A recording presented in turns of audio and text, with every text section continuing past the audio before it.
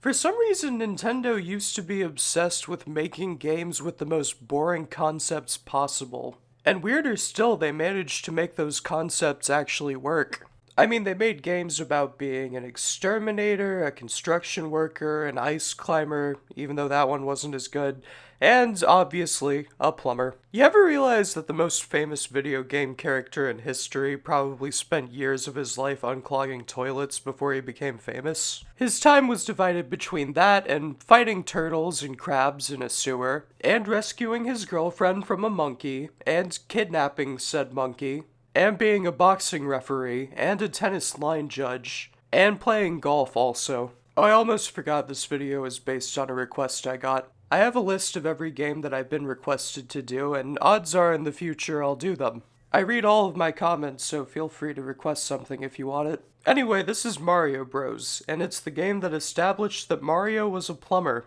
It's also the first game that Luigi ever appeared in, which is pretty cool. By the way, because this game is called Mario Brothers, that implies that Mario and Luigi's last name is Mario, meaning that his full name is Mario Mario. The footage you're seeing right now is of the NES version, which is actually a really good port. In fact, I kinda prefer the way this game looks over the arcade version. Speaking of visuals, this is another arcade game that's just on a black background, but it actually fits way better here because this is a sewer, a dark place. Anyway, this game is kind of a missing link between the Donkey Kong games and the Super Mario games. It has that arcadey and small feel like the Donkey Kong games do, but there's also a ton of stuff which would come back in Super Mario Bros. Later. Most surprisingly, the coins were originally from this game, not Super Mario Bros. Their visual design is a little different, but they make exactly the same sound effects, just in a different pitch. That's right.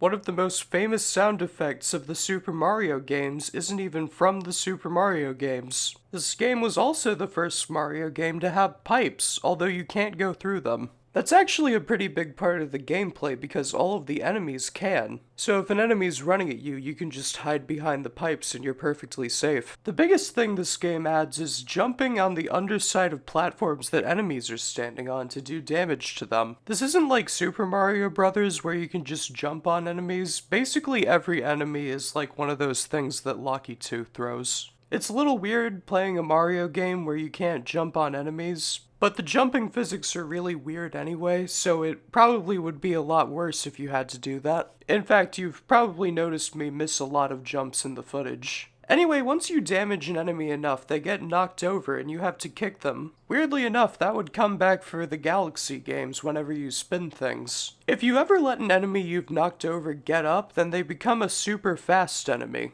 Also, the last enemy in a level gets fast as well. I guess it's supposed to be an alternative to a boss. Oh, also you have a POW block. It works exactly like a POW block does in every other Mario game, so I really don't have that much to say about it. There are 4 types of enemies in this game. There's a turtle enemy called the Shell Creeper, which was the precursor to the Koopa Troopa. You can't jump on them, which I would assume has tricked a lot of people coming back to this game. You only have to hit the platform under them once to make them go down. There are crabs called Sidesteppers. Get it? Because they crab walk.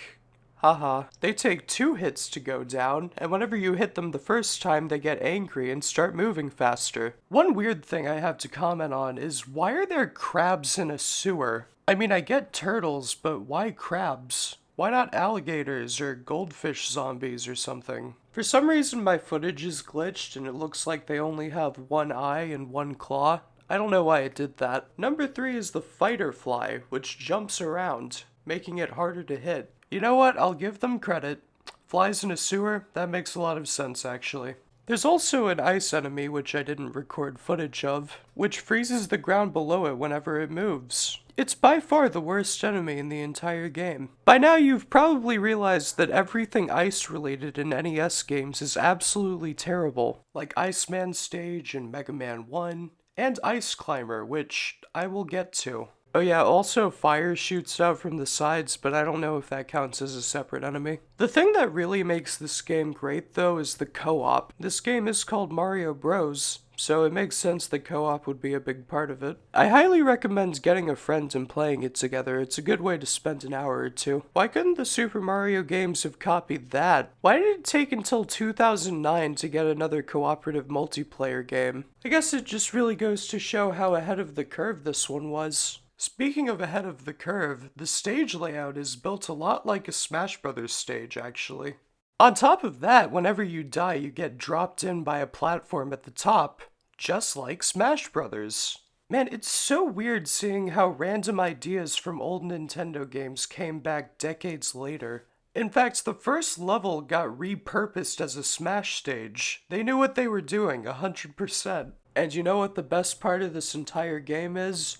No fall damage! In fact, this game is the one that killed fall damage in the 2D Mario games. The only complaints I have are the physics, which aren't fully there yet. You still can't control your jumps in midair, which is way more noticeable now that you jump way higher. Also, the floor doesn't have that much friction, so you slide a lot. Other than that, this game is pretty much perfect, actually. It's really fun, and it's aged way better than the Donkey Kong games. Congratulations, Mario Bros. You're at the top of the list right now. I imagine you'll probably get replaced soon, but whatever, congratulations still. I guess that's 8 down and 669 to go. Are you kidding me? Well, at least I'm not going to run out of stuff to talk about anytime soon. Anyway, 8 out of 10. Have a good day. Thanks for watching. Like and subscribe. Bye.